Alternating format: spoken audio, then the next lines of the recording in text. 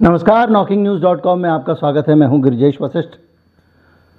आज इसे आप शिक्षा का भगवाकरण कहें या बुद्धि की बलिहारी कहें या विनाश काले विपरीत बुद्धि कहें, केंद्र सरकार ने गृह मंत्रालय के आदेश पर एक बड़ा बदलाव किया है और उस बदलाव को लेकर सारे के सारे वैज्ञानिक परेशान हैं हिंदुस्तान के, क्योंकि हिंदुस्तान में विज्ञान को बदलने की कवायद शुरू हो गई है।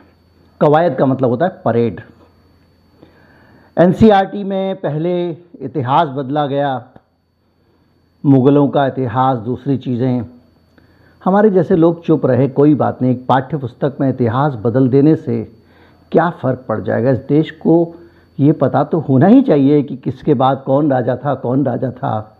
ऐसा तो है नहीं जंप करके आ जाएंगे। लेकिन अब विज्ञान में ये खिलवाड़ हुई है, एक मजाकिया टाइप की खिलवाड़, जिसमें डार्विन का विकासवाद का सिद्धांत ही पाठ्यक्रम से हटा दिया गया है।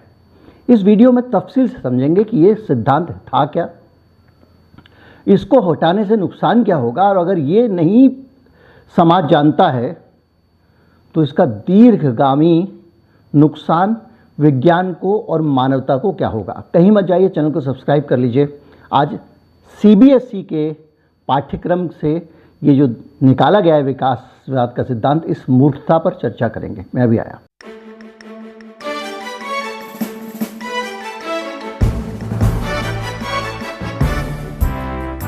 देश भर के 1800 वैज्ञानिकों ने, अब सबसे बड़ी समस्या ये, जो पढ़े लिखे लोग, कुछ समझदार लोग सामने आते हैं तो उनको कुछ घोषित कर दिया जाता है। कभी उनको झामपंथी बोल देंगे, कभी उनको बोल देंगे अवार्ड वापसी गैंग है, कभी कोई उसको बोल देगा टूल किट गैंग बोल देगा। ये सब इस देश का हिस्सा बन गया है। तो अब ये वैज्ञानिक भी किसी न किसी खांचे में डाले जाएंगे, क्योंकि सरकार के एजेंडा के रास्ते में आ रहे हैं। इन लोगों ने 1800 से ज़्यादा वैज्ञानिकों, शिक्षकों ने एक पत्र लिखा है और सरकार से कहा है, रहम करो, विज्ञान को बर्बाद मत करो।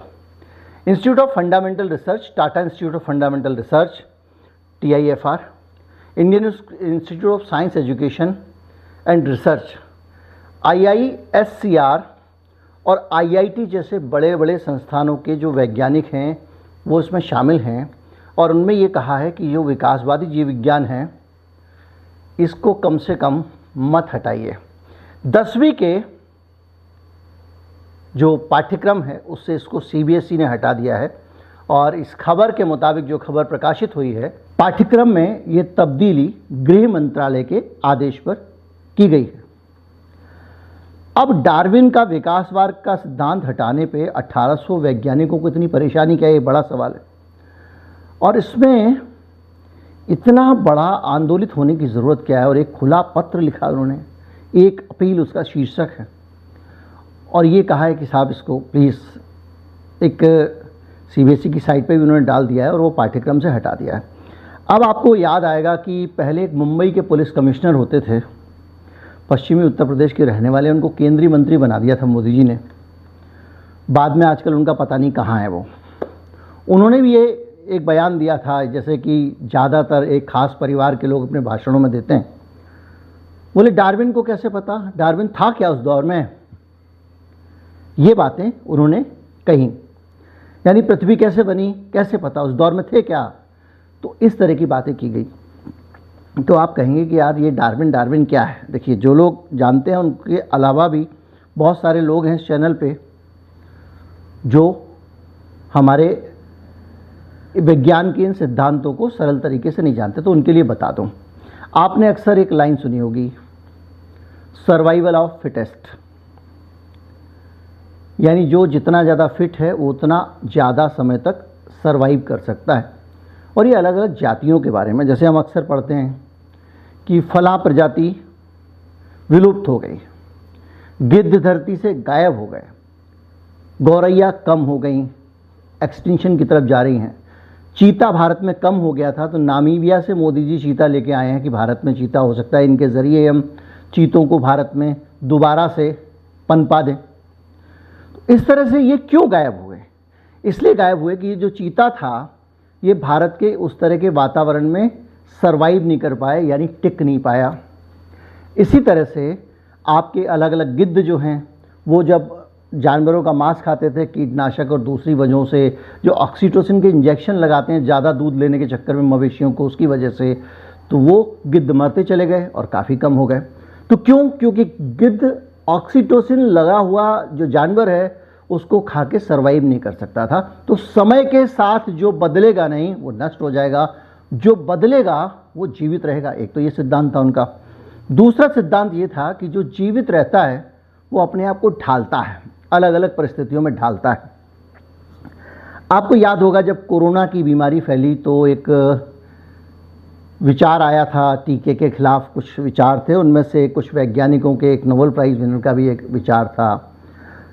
और वो विचार ये था कि आप लोगों को मास लेवल पे टीके मत लगाइए, क्योंकि अगर आप इतने बड़े स्तर पर टीके लगाएंगे तो जो वायरस है अपने सर्वाइवल के लिए, वायरस को धरती से मूलतः नष्ट ना हो जाए इसके लिए वो अपने अंदर परिवर्तन लाएगा, अपने आप को बदलेगा। ये जानकारी कहाँ से आई? डार्विन के सिद्धांत से ही उनके पास आई है। डार्विन कहता है, उसके सिद्धांत से ये जानकारी आती है, और वो जानकारी ये कहती है कि भैया अगर किसी भी नस्ल को आप ज़रूरत से ज़्यादा दबाओगे तो वो बचाने के लिए अपने आप को बदलेगी। और बदलाव की प्रक्रिया कुछ भी हो सकती है, जैसे कि एक उदाहरण स्कूल में भी हम पढ़ते हैं, अब तो स्कूल से इन्होंने हटा दिया है। वो ये है कि जो बकरी होती है वो ऐसी जगह पहाड़ों वहाड़ों में रहती है जिसको चढ़ने उतरने में आसानी हो, पथरीली जगह पर रहती है, उसके शरीर का आकार छोटा होता है। घोड़ा ऐसे मैदानों में रहता है जहाँ घास होती है, उसको दूर दूर तक दौड़ना पड़ता है। और जिराफ ऐसी जगहों पर रहता है जहाँ वनस्पति ज़मीन पर पाए नहीं जाते हैं, वनस्पति बहुत ऊंचाई तक पाए जाते हैं, तो पेड़ के ऊपर से पत्तियाँ तोड़कर खानी होती हैं। तो ये तीनों जो हैं एक ही प्राणी के बदले हुए रूप हैं। जहाँ पर चढ़ने उतरने की आसानी चाहिए थी वहाँ बकरी हो गया, जहाँ पर उसको दौड़ने की ज़रूरत थी और घास बहुत पर्याप्त मात्रा में थी वहाँ घोड़ा हो गया, जहाँ पेड़ के ऊपर से घास तोड़नी पड़ती थी वो हो गया आपका जिराफ। ये है बदलाव जो धीरे धीरे करके आता है। कुछ लोग बताते हैं मनुष्य का, जब आप बदलाव का सिद्धांत देखते हैं कि पहले एक बंदर था, बड़ा सा बंदर था, तोंद बड़ी सी होती थी, फिर धीरे धीरे उसके हाथ विकसित होते गए, कुछ विकसित होता गया। अब बतख देखते हैं, बतख को चूँकि पानी में रहना होता है, वो पानी के बीच में रहते आइए तो धीरे धीरे धीरे करके उसकी जो उंगलियां है उसके बीच में एक फिल्म जैसी झिल्ली आ जाती है ताकि वो तैरे तो एक बड़ा चप्पू जैसा उसके हाथ में बन जाए। मनुष्यों को उंगलियों का इस्तेमाल करना पड़ता है, जिनको छिपके रहना पड़ता था वो सरीसृप बन गए, सांप। जो खुल के चिपक के चलने की जिनको ज़रूरत थी वो छिपकली बन गए, वो भी सरीसृप हैं। तो ये एक पूरा का पूरा डार्विन का विकासवाद का सिद्धांत है। और समय और ज़रूरत के हिसाब से नस्लें अपने आप को बचाने के लिए, दुनिया भर के जो अलग अलग जानवर हैं वो अपने अस्तित्व को बचाने के लिए, अपने एग्जिस्टेंस को बचाने के लिए, अपने वजूद को धरती पे बचाने के लिए अपने अंदर उनको बदलाव करना पड़ता है।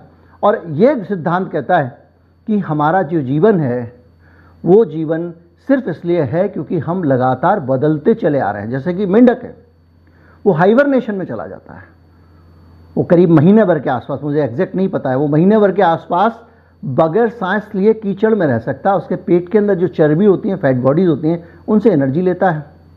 और वो 6 महीने हाइबरनेशन मतलब एक तरह की मृत अवस्था उसमें पड़ा रहता है कीचड़ के अंदर जब गर्मी का मौसम आता है। क्यों? क्योंकि वो ठंडे खून का जानवर है। अगर वो बाहर रहेगा तो उसका खून का टेम्परेचर मेंटेन करने का सिस्टम उनके शरीर में नहीं होता है, मर जाएगा। आदमी के शरीर में खून का तापमान नियंत्रित करने का, शरीर का तापमान नियंत्रित करने का सिस्टम होता है, इसलिए हम सारे के सारे मौसम में रह लेते हैं। ये हमको कौन सिखाता है? किसने सिखाया? ये सिखाया हमको डार्विन ने। अब आप सोचेंगे कि ये विकासवादी सिद्धांत जो है डार्विन का, विकासवाद का सिद्धांत, इसको विकासवाद ही कहा जाता है डार्विन के सिद्धांत को। और सिद्धांत के कारण उसको डार्विन जो है वो दुनिया के टॉप के वैज्ञानिकों में उसको माना जाता है। अभी तक के सबसे ज़्यादा जो विकसित चीज़ें हैं उनमें से एक डार्विन का विकासवाद का सिद्धांत है और बहुत महान वैज्ञानिकों से एक माने जाते हैं। मानव जीवन के लिए डार्विन कैसे उपयोगी है? जब कोरोना के हम वीडियो बनाते थे तो एक आरोप लगा था, पॉल रेंड ने आरोप लगाया था। डॉक्टर फाउची के ऊपर कि साउथ कैरोलिना में एक लैब है अमेरिका की, वहाँ पर गेन ऑफ फंक्शन टेस्ट किए जाते हैं, और एक आरोप लगा था कि वुहान जो लैब है वायरोलॉजी की, वहाँ पर भी गेन ऑफ फंक्शन के टेस्ट किए जाते हैं। और ये जो गेन ऑफ फंक्शन के जो टेस्ट होते हैं ये क्या होते हैं, ये भी विकासवाद के सिद्धांत पर आधारित हैं। ये विकासवाद के सिद्धांत पर ऐसे आधारित हैं कि आप अलग अलग परिस्थितियों में उसी वायरस को बहुत तेज़ तापमान में, बहुत ठंडे तापमान में, अलग अलग तरह के एसिड के बीच में रखते हैं, और आप ये चेक करते हैं कि ये सर्वाइवल के लिए, अपने अस्तित्व को बचाने के लिए क्या कोई ऐसा बदलाव तो नहीं आ रहा जिसके ज़रिए ये मनुष्य के शरीर में इन्फेक्ट होने लग जाए। क्योंकि जो जूनोटिक डिसीज़ हैं, जानवर से मनुष्य के अंदर जो आती हैं, वो बीमारियां भी विकासवाद के सिद्धांत के आधार पर जब उनको लगता है वायरस को कि अब वो जीवित नहीं रह पाएंगे, तो वो अपने आप को बदल लेते हैं और मनुष्य के शरीर के अंदर भी जीना सीख जाते हैं। कोरोना वायरस के बारे में ये कहा जाता है ये जूनोटिक वायरस है जो कि जानवर से मनुष्य में आया, चमगादड़ों के जरिए आया। अभी भी बहुत सारे हैं, अभी एक नया उसमें बयान आया कि नहीं वो मनुष्य से ही वुहान लैब में, वुहान की जो मंडी है उसमें फैला था। तो ये अलग अलग आते रहते हैं, लेकिन अपना जो विषय है आज वो है विकासवाद का सिद्धांत। तो ये सारी चीज़ें बताती हैं कि जो ह्यूमन इवोल्यूशन है या जो धरती पे प्राणियों का विकास है वो कैसे हुआ। पहले पानी के अंदर थे, बैक्टीरिया थे, फिर मछली बने, फिर वो धीरे धीरे करके अलग अलग तरीके से विकसित होते चले गए। पहले मनुष्यों के हाथ इतने बड़े नहीं होते थे, बंदरों के हाथ अधिक शक्तिशाली होते हैं क्योंकि उनको झूलना पड़ता है, मनुष्य के पांव अधिक शक्तिशाली होते हैं क्योंकि उसको चलना पड़ता है। तो ये सारी चीज़ें मिला के ना एक तस्वीर रखती है हमारे सामने, और वो तस्वीर ये है कि अगर विकास को नहीं समझ पाए आप, तो आप मनुष्य, ये प्रकृति के अध्ययन का सबसे बड़ा सिद्धांत जो है उसमें से एक है। अब आप कहेंगे कि साहब इनको क्या समस्या है, गृह मंत्रालय ने इसको क्यों कर दिया। उसकी एक वजह है, उसकी वजह है एक भारत में चलने वाली एक विचारधारा जो बहुत विनम्रता के साथ धीरे धीरे करके दाखिल हुई और बहुत उग्र हो गई है। इस विचारधारा में जो थ्योरी ये लेके चलते हैं, इनका ये मानना है कि अभी तक का जितना विज्ञान है धरती पे, ये सब षड्यंत्र के कारण बना है। अभी तक जितना ज्ञान है वो षड्यंत्र पे आधारित है, इतिहास जितना भी है वो षड्यंत्र पे आधारित है। सब कुछ बदल दिया गया है, और हमारे संस्था के ये जो 4-5 आदमी हैं, ये जो लिख देते हैं वो ब्रह्म सत्य है। इसके अलावा दुनिया भर का विकास, दुनिया भर की चीज़ें, न्यूटन सबको वो खारिज कर देते हैं। और या फिर ये बोलेंगे देखो जी हमारा ये सिद्धांत न्यूटन ने सही साबित कर दिया। एक सज्जन है, वो टीवी चैनल्स पर अक्सर जाते रहते हैं, संस्कृत के श्लोक रट के आते हैं और बोलते हैं, वो इस तरह के कुतर्क बहुत दिया करते हैं। तो डार्विन के विकासवाद के सिद्धांत के साथ उस आइडियोलॉजी की दिक्कत ये है कि धरती पे मनुष्य कब आया, धरती, ये सब के जरिए आप बड़ी अच्छी तरह से जान सकते हैं मानवता का इतिहास क्या है। अब ये जो काल्पनिक अवधारणाएं कुछ बीच में एक लहर भारत में आई थी शुंग वंश और दूसरी चीज़ों के टाइम पे, उस दौरान बहुत सारी विकसित हुई। उसी दौरान ब्राह्मणवाद विकसित हुआ, जिसको कहा जाता है, ब्राह्मणवाद का मतलब किसी जाति से नहीं है। एक दौर था जिसमें एक खास तरह की आइडियोलॉजी थी, आज वो लोग नहीं हैं। आज नफरत करने का भी कोई मतलब नहीं, कम से कम जातिगत आधार, वंशगत आधार पर किसी से आप नफरत करते हैं तो आप जातिवादी हैं, भले ही आप किसी भी जाति से आते हो।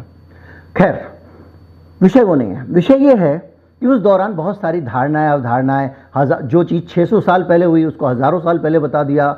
जो चीज़ अलग अलग तरह की चीज़ है उसको लेके विवाद है, उस पर पढ़ना नहीं चाहते हैं। अभी ये जो राम सेतु वाला मामला है, अब इसको सरकार ने कह दिया वहाँ तो कोई राम सेतु नहीं है, वहाँ कोई नील और नल ने कोई भारत और लंका के बीच में पुल नहीं बनाया था, पत्थर की चट्टानें सफ़ेद, ये तो बोल दिया भारत सरकार ने, बीजेपी की सरकार में ही बोला है। ये वैज्ञानिक जानकारी है। लेकिन वो जो कॉन्स्पिरेसी थ्योरिस्ट है वो कहेंगे नहीं, ये राम के पुल को बदल के इन्होंने ऐसे बोल दिया। ये एक चलता रहता है। अब उनकी दिक्कत ये है कि उनका पूरा का पूरा जो इतिहास का स्ट्रक्चर है वो विज्ञान के कारण वो झूठ उनका रोज रोज साबित हो जाता है। तो आम लोगों के दिमाग से विज्ञान को निकालो। वो एक फिल्म का गाना है, गोली मार भेजे में भेजा शोर करता है, भेजे की सुनेगा तू मरेगा कल्लू। ये गाना है। भेजा मतलब दिमाग, समझ, बुद्धि, इसको ही गोली मार दो। अगर आप डार्विन का विकासवाद निकाल दोगे तो आप कुछ भी कह पाओगे, इतने हज़ार करोड़ साल पहले हुआ, उतने करोड़ साल पहले ये हुआ, इतने हज़ार साल पहले ये हुआ, और लोग कहेंगे हाँ भैया होता होगा। कोई आके दूसरे धर्म वाले बोलेगा धरती चपटी होती थी, हाँ जी हाँ होती थी चपटी। क्योंकि आपके पास जो पूरी दुनिया का विज्ञान विकसित हुआ, ये तो पश्चिमी विज्ञान इलाज है, पश्चिमी इलाज है। अरे भैया सब अपने घर घर में एक बनाने लगे, हम भी बोलने लगेंगे कि भाई ये तो हम नहीं मानेंगे, ये तो जो है आप जिसको कह रहे हैं कि ये भारतीय विज्ञान है, ये तो साहब वो सिंधु में हुआ था, ये हमारा नहीं, हमारे मोहल्ले का हम अलग बनाएंगे। दूसरा आदमी बोलेगा नहीं भाई हम तो अपनी कॉलोनी का अलग बनाएंगे। तीसरा आदमी बोलेगा भाई हम तो इलाहाबाद का अलग विज्ञान बनाएंगे, हम क्यों दिल्ली वाले विज्ञान को माने। दिल्ली वाला बोलेगा भाई ये तो कोई बात नहीं हुई ना, विज्ञान में भी कोई तेरा मेरा होता है, एक व्यक्ति ने कुछ खोजा उसको सीख लो। और जब पूरी दुनिया ने सीखा है, मान रही है, उसके आधार पर चीज़ें आगे बढ़ी हैं, उसके आधार पर दुनिया भर की रिसर्च हुई है, तमाम दवाएं, चिकित्सा विज्ञान, बहुत सारी चीज़ें हमारे सामने, हमारा जो विकास हुआ है उसमें एक बहुत बड़ा योगदान वैज्ञानिक विकास में डार्विन के विकासवाद का है। आप अपनी कुछ कहानियों को बेचने के लिए उस सच को ही हटा देना चाहते हो, और ये उसका नतीजा है। बहरहाल ये बहुत खतरनाक खेल है, और 1800 के करीब वैज्ञानिक आगे आकर ये बात कह रहे हैं, तो अपने आप में उनको गंभीरता से लेना चाहिए। और उससे भी बड़ी बात यह है कि भैया विकासवाद के सिद्धांत ने क्या बिगाड़ा है? बिगाड़ा तो मुगलों ने भी कुछ नहीं था। अब मैं उस पर भी बोल ही देता हूँ, अवॉइड करता हूँ। कुछ लोग फिर परेशान हो जाते हैं, फिर वो माता बहन उनको याद आने लगती हैं, फिर वो आके इधर लिखते हैं, पारिवारिक संस्कार देते हैं, और ऐसे लोगों के चक्कर में मैं बड़ी बेइज्जती सह रहा हूँ। जब से ईद आई है, रोज़ 4-5 पोस्ट मुझे फेसबुक पे मिलती हैं जिसमें लिखा होता है कि देखिए मुसलमानों ने जो है पूरी ईद शांति से मना ली, किसी के मंदिर पे कुछ फेंकने गए। बड़ी शर्मिंदगी होती है, और इस तरह से वो बार बार जलील हो रहा हूँ मैं कि भाई मेरी कौम पे सवाल उठ रहे हैं, लेकिन क्या करें, इसका कोई काट भी तो नहीं है। बहरहाल दिल्ली में अकबर के नाम पे रोड क्यों है, ये एक मूर्खतापूर्ण तर्क, मेरी नज़र में मूर्खतापूर्ण दिया जाता है। भाई जब राजधानी दिल्ली बसाई गई, उसके बाद जब दिल्ली में सड़कों का नामांकन किया गया, उसके पीछे एक थ्योरी है, उसके पीछे एक विजन है, उसके पीछे एक समझ है। वो समझ ये है कि ये दिल्ली इस देश की राजधानी है। इस देश की राजधानी का हज़ारों साल का जो भारत का इतिहास है, उस पूरे इतिहास को हम इस दिल्ली की राजधानी में समेट देंगे। यहाँ पे हम चाणक्यपुरी भी बनाएंगे, हम भारत के तमाम कैरेक्टर्स को रखेंगे, लेकिन नई दिल्ली में हम उन लोगों के नाम को यहाँ पे रखेंगे सड़कों वड़कों में जिन्होंने भारत पे राज्य किया, और ख़ास तौर पे दिल्ली पे राज्य किया। ये ज़्यादा में अहम है। भाई पृथ्वीराज चौहान ने राज्य किया तो एक पृथ्वीराज रोड बनाई गई, औरंगजेब ने किया औरंगजेब रोड बनाई गई, अकबर ने किया अकबर रोड बनाई गई। अब इसमें अकबर का प्रेम, औरंगजेब का प्रेम, वो आक्रांता था, वो ये था, इन सब बातों का, इस कूड़े का यहाँ क्या है? एक आपने एक सजाया है, एक राजधानी को बनाया, उस राजधानी की एक पहचान है। इस राजधानी की पहचान ये है कि यहाँ पे ये भी राज करता था, वो भी राज करता था, वो भी राज करता था, ऐसा दौर भी आया, वैसा दौर भी आया, अच्छे लोग भी आए, बुरे लोग भी आए, और एक राजधानी की पहचान है। भाई हम तुगलक रोड नहीं रखेंगे, तुम नहीं रखोगे तो क्यों, क्या फ़ायदा इतिहास से छेड़छाड़ करने का? अगर तुगलक ने दिल्ली पे शासन किया है, बहादुर शाह जफर ने दिल्ली में शासन किया है, पृथ्वीराज चौहान ने किया है, उनके नाम पे एक एक रोड रखी रहने दो। भाई आपने आज की डेमोक्रेसी के हिसाब से जनपद राष्ट्रपद भी तो बनाया ना, तो आप उस सारी की सारी चीज़ों को, जो एक स्ट्रक्चर्ड है दिल्ली, अब उसमें आके आप तर्क दोगे। अब आप मुझसे आके पूछने लगो कि आपने भाई तुगलक के नाम पे रोड कैसे बना दिया, आपका फूफा लगता था क्या? तो फूफा वाला लॉजिक तो यहाँ लागू ही नहीं हो रहा ना। यहाँ लॉजिक तो ये लागू हो रहा है भैया कि ये है, और ये इतिहास है दिल्ली का, दिल्ली की सड़कों में बिखरा हुआ है। था राजा तो था, ये तो नहीं लिखा कि ये राजा बहुत महान पराक्रमी था इसलिए इसके नाम पे रोड रखी है। भाई आपको समझना पड़ेगा, ये इस तरह का ये पूरा खचर पचर जो है इतिहास में घुसाई है, वो उसमें लेके मुगलों का इतिहास हटा दिया। अरे मुगलों का इतिहास हटा दोगे तो क्या, उससे क्या पता चलेगा?